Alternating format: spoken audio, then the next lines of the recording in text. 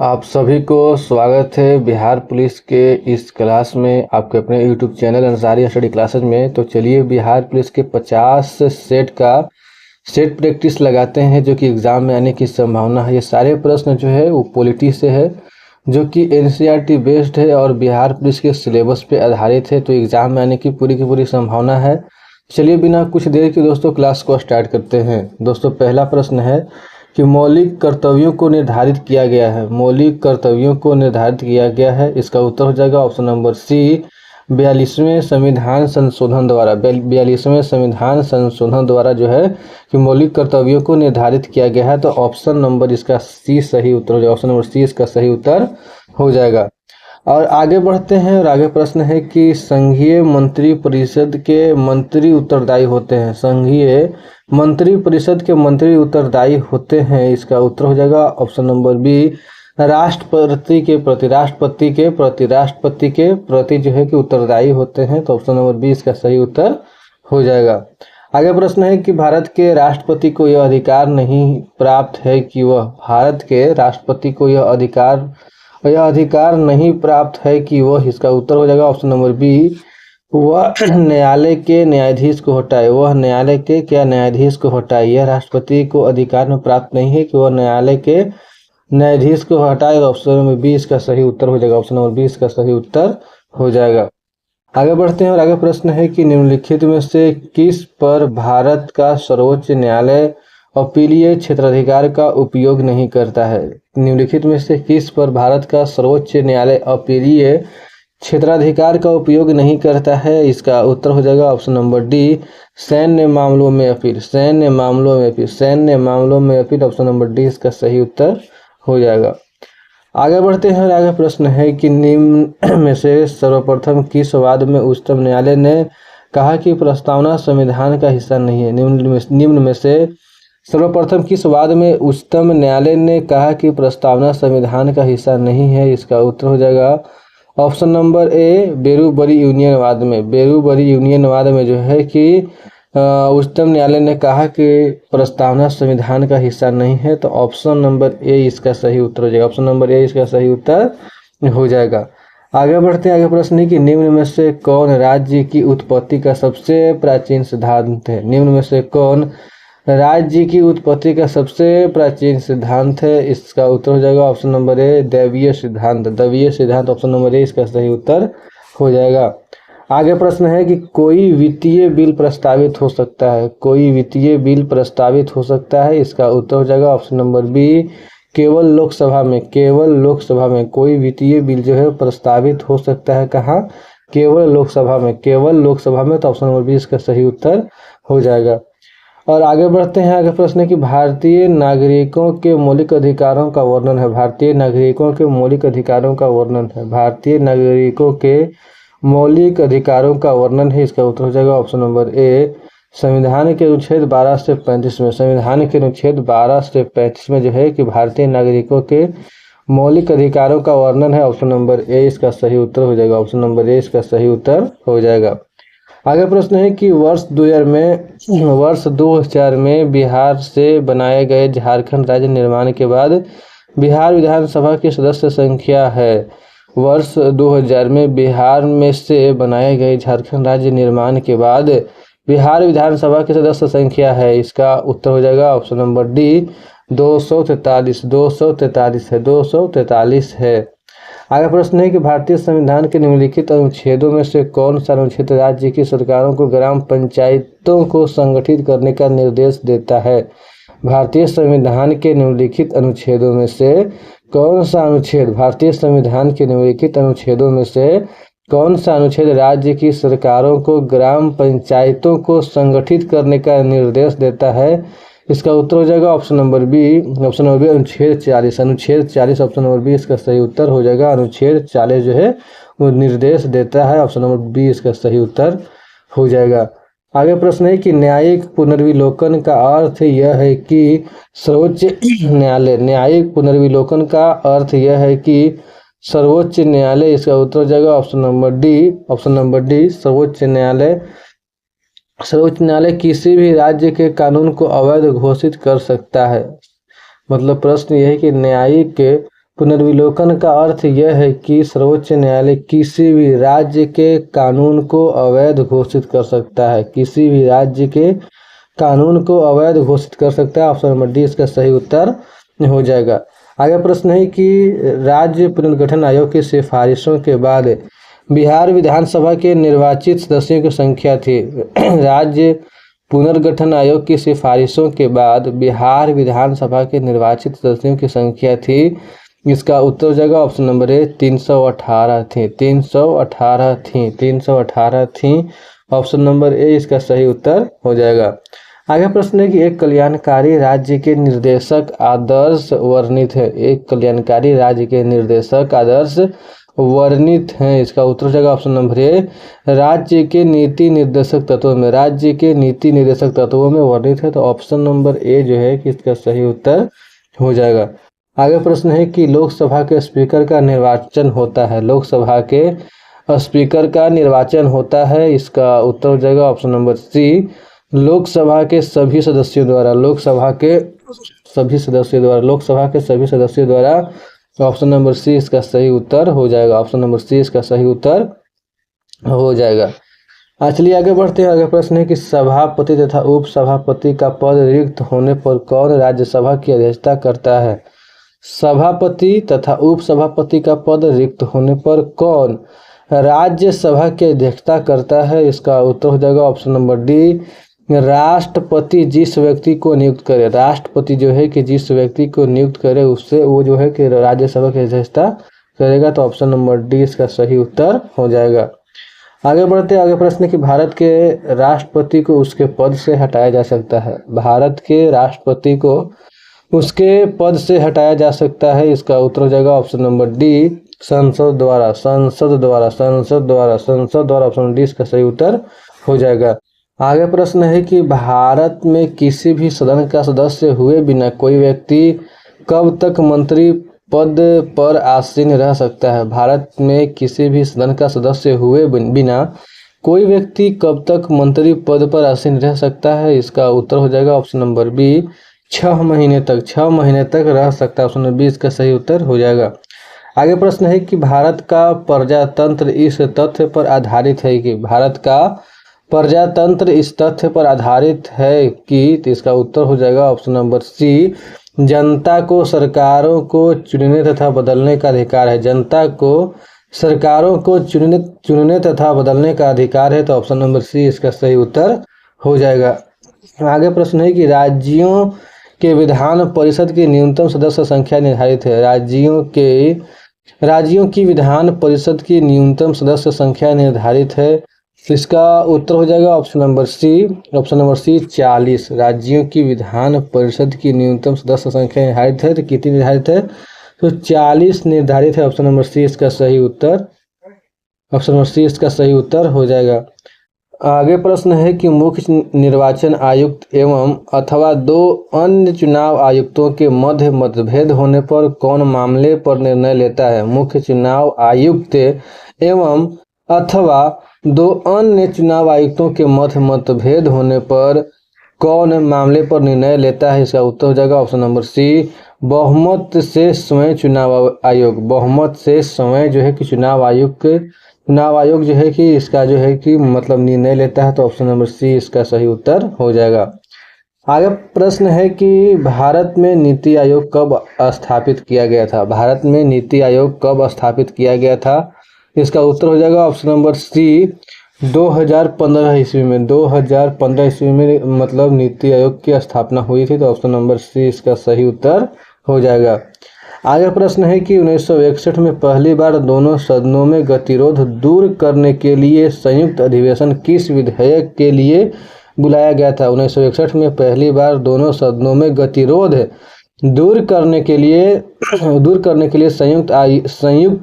अधिवेशन किस विधेयक के लिए बुलाया गया था। इसका उत्तर हो जाएगा ऑप्शन नंबर ए दहेज निरोधक विधेयक के लिए। दहेज निरोधक विधेयक के लिए ऑप्शन नंबर ए इसका सही उत्तर हो जाएगा। आगे प्रश्न है कि निम्न में से कौन सा प्रस्ताव सिर्फ लोकसभा में ही अनुमोदित हो सकता है। निम्न में से कौन सा प्रस्ताव सिर्फ लोकसभा में ही अनुमोदित हो सकता है। तो इसका उत्तर हो जाएगा ऑप्शन नंबर डी 1, 2 और 4। निंदा प्रस्ताव, स्थगन प्रस्ताव और अविश्वास प्रस्ताव जो है वो यानी कि लोकसभा में ही अनुमोदित हो सकता है। लोकसभा में ही अनुमोदित हो सकता है। कौन कौन? निंदा प्रस्ताव, स्थगन प्रस्ताव और अविश्वास प्रस्ताव। तो ऑप्शन नंबर डी इसका सही उत्तर हो जाएगा। आगे बढ़ते हैं और आगे प्रश्न है कि भारतीय संविधान को अपनाया गया था। भारतीय संविधान को अपनाया गया था, इसका उत्तर हो जाएगा option number A. Option number A संवैधानिक सभा द्वारा। संवैधानिक सभा द्वारा जो है कि भारतीय संविधान को अपनाया गया था। तो ऑप्शन नंबर ए इसका सही उत्तर हो जाएगा। आगे प्रश्न है कि पंचायती राज्य विषय है। पंचायती राज्य विषय है, इसका उत्तर हो जाएगा ऑप्शन नंबर सी राज्य सूचिका। राज्य सूचिका, राज्य सूचिका विषय है। आगे प्रश्न है कि भारतीय संविधान में कौन सा मूल अधिकार मानव की दुर्व्यापार को निषिद्ध करता है। भारतीय संविधान में कौन सा मूल अधिकार मानव की दुर्व्यापार को निषिद्ध करता है। इसका उत्तर हो जाएगा ऑप्शन नंबर ए शोषण के विरुद्ध अधिकार। शोषण के विरुद्ध अधिकार, ऑप्शन नंबर ए इसका सही उत्तर हो जाएगा।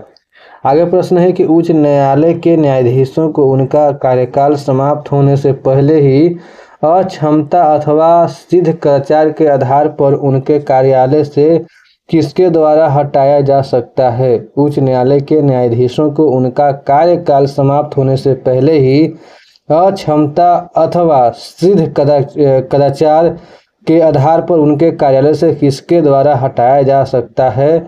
तो इसका उत्तर हो जाएगा ऑप्शन नंबर सी संसद के दोनों सदनों की सिफारिशों पर राष्ट्रपति द्वारा। सदन के दोनों सदनों की सिफारिशों पर राष्ट्रपति द्वारा। ऑप्शन नंबर सी इसका सही उत्तर हो जाएगा।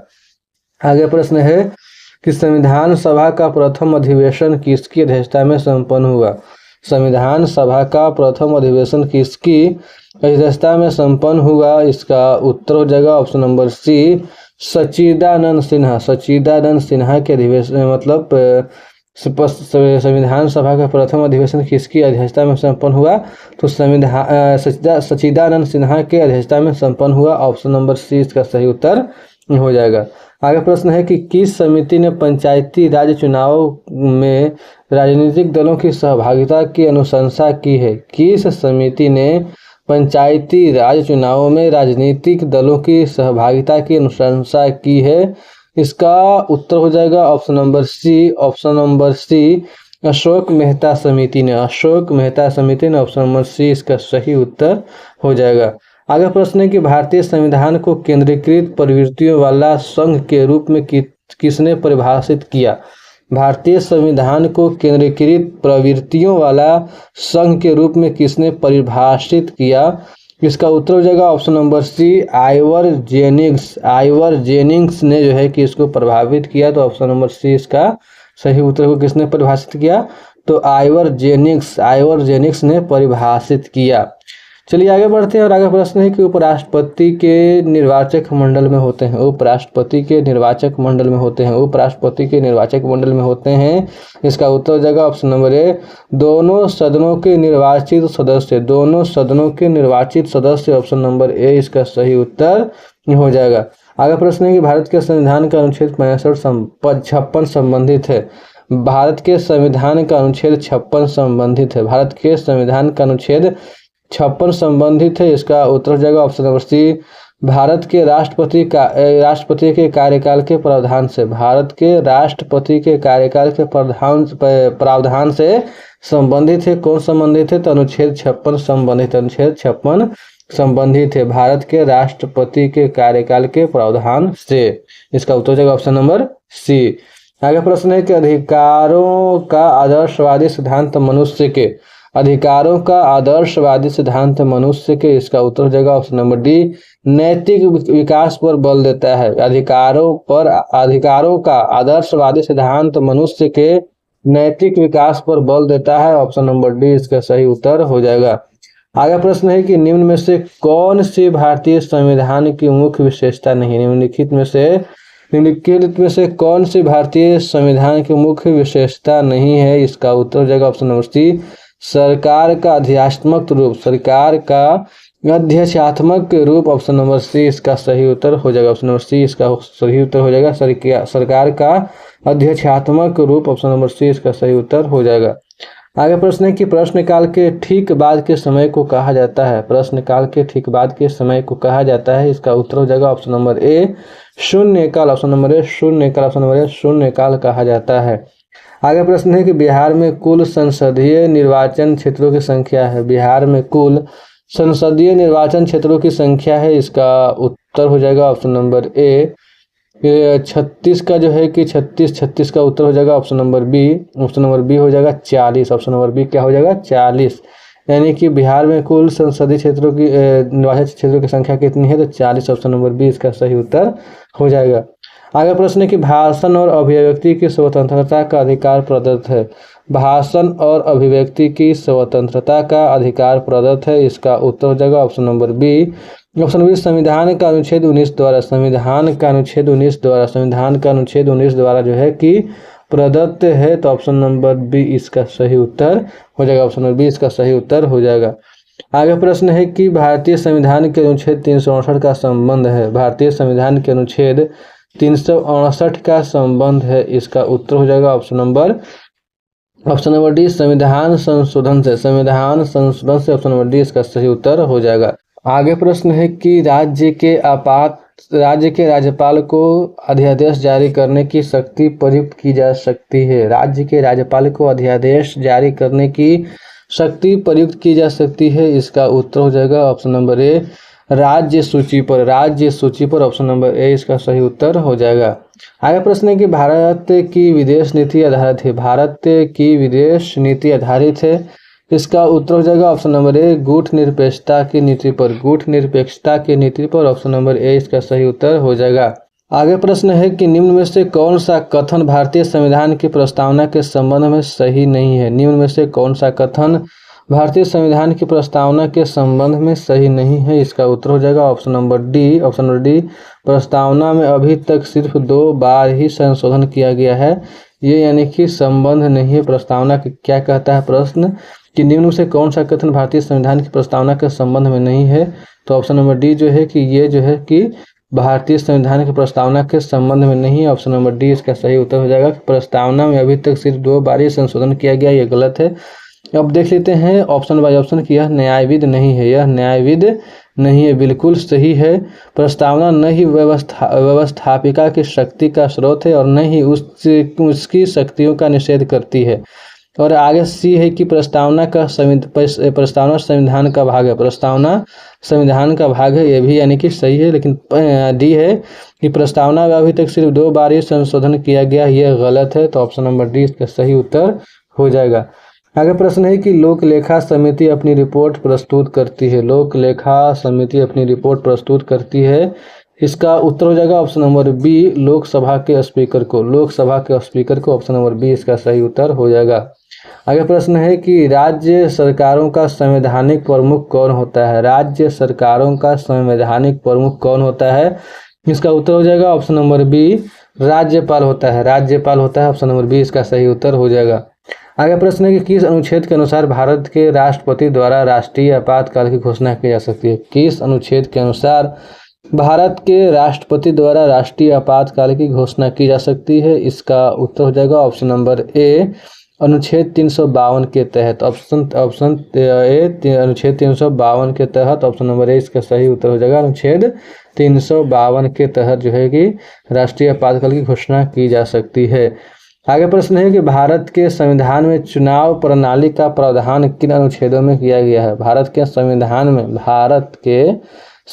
में चुनाव प्रणाली का प्रावधान किन अनुच्छेदों में किया गया है, इसका उत्तर हो जाएगा option number B. Option number B अनुच्छेद 324 से 329 में। अनुच्छेद 324 से 329 में जो है कि भारत के संविधान में चुनाव प्रणाली का प्रावधान किया गया है। चुनाव प्रणाली का प्रावधान किसमें किया गया, तो अनुच्छेद 324 से 329 में। ऑप्शन नंबर जो है कि बी इसका सही उत्तर हो जाएगा। ऑप्शन नंबर बी जो है कि इसका सही उत्तर, ऑप्शन नंबर बी इसका सही उत्तर हो जाएगा। ऑप्शन नंबर बी इसका सही उत्तर हो जाएगा। चलिए आगे बढ़ते हैं। आगे प्रश्न है कि राज्यसभा में होते हैं, राज्यसभा में होते हैं, इसका उत्तर हो जाएगा ऑप्शन नंबर सी 250 सदस्य, जिनमें से 12 सदस्य भारत के राष्ट्रपति द्वारा मनोनीत किए जाते हैं। 250 सदस्य, जिनमें से 12 सदस्य भारत के राष्ट्रपति द्वारा मनोनीत किए जाते हैं, राज्यसभा में होते हैं। ऑप्शन नंबर सी इसका सही उत्तर हो जाएगा। आगे प्रश्न है कि राष्ट्रीय सुरक्षा समिति का प्रधान कौन होता है? राष्ट्रीय सुरक्षा समिति का प्रधान कौन होता है? इसका उत्तर हो जाएगा option number B. Option number B प्रधानमंत्री होता है। राष्ट्रीय सुरक्षा समिति का प्रधान कौन होता है? तो प्रधानमंत्री होता है। ऑप्शन नंबर बी इसका सही उत्तर हो जाएगा। ऑप्शन नंबर बी इसका सही उत्तर हो जाएगा।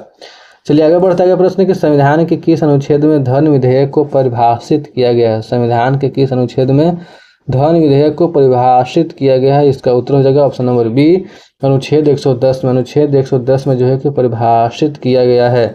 आगे प्रश्न है कि भारत के उपराष्ट्रपति के निर्वाचन मंडल में शामिल है। भारत के उपराष्ट्रपति के निर्वाचन मंडल में शामिल है। इसका उत्तर हो जाएगा ऑप्शन नंबर बी सदन के दोनों सदनों के सदस्य। सदन के दोनों सदनों के सदस्य जो है वो शामिल है। तो ऑप्शन नंबर जो है कि बी इसका सही उत्तर हो जाएगा।